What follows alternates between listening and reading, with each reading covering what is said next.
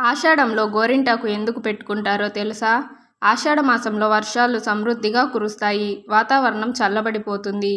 ఆ సమయంలో మన శరీరంలోని వేడి బయట వాతావరణానికి విరుద్ధంగా తయారవుతుంది. దీంతో అనారోగ్య సమస్యలు వస్తాయి.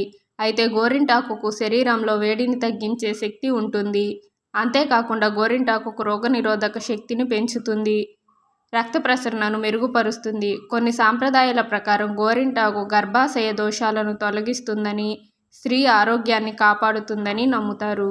ఆయుర్వేదంలో గోరింటాకు వేర్లు, బెరడు, ఆకులు, పూలు, విత్తనాలు అన్ని ఔషధ గుణాలు కలిగి ఉన్నాయని చెబుతారు.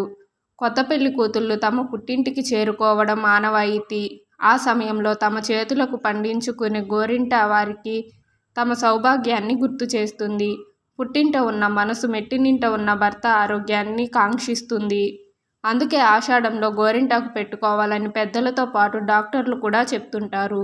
Thank you for watching. ఇలాంటి మరిన్ని ఇంట్రెస్టింగ్ వీడియోస్ కోసం ఛానల్ని సబ్స్క్రైబ్ చేసుకోండి.